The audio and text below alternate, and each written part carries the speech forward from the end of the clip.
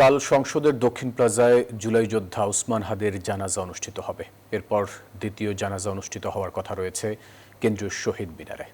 এদিকে দিনভর হাদির হত্যার বিচার ও জুলাই যোদ্ধাদের নিরাপত্তা নিশ্চিতের দাবিতে শাহবাগ সহ বিভিন্ন গুরুত্বপূর্ণ এলাকায় বিক্ষোভ এবং সমাবেশ করেছে ক্ষুব্ধ ছাত্র জনতা। ওসমান হাদিকে হত্যার প্রতিবাদে ক্ষোভ বাড়ছে ছাত্র জনতার।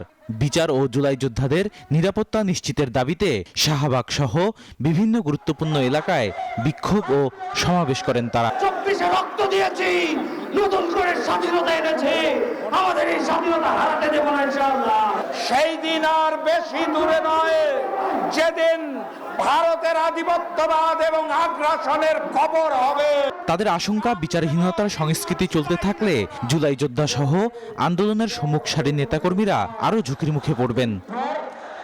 তাকে যে খুন করলো, কিভাবে দ্রুত পালালো, এটার জবাব দিতে হবে পুলিশকে।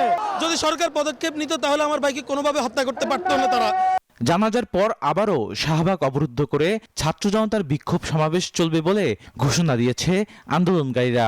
আগামীকাল যে জানাজা হবে বাদ জোহর জাতীয় সংসদ ভবনের দক্ষিণ প্লাজায়, সেটি হবে আমাদের সকলের পক্ষ থেকে সর্বোচ্চ বিক্ষুব্ধ একটি সমাবেশ। যে সমাবেশে আমরা ভারতীয় আধিপত্যবাদ সহ লীগের সন্ত্রাসের বিরুদ্ধে আমরা আমাদের ভয়েস এবং অবস্থান জানান দেব ইনশাআল্লাহ।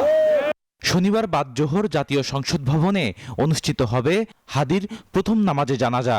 এরপর দ্বিতীয় জানাজা অনুষ্ঠিত হওয়ার কথা রয়েছে কেন্দ্রীয় শহীদ মিনারে। সেখানে জানাজা অনুষ্ঠিত হবে ইনশাআল্লাহ। বদরুল আলম শাওন, নিউজ 24, ঢাকা।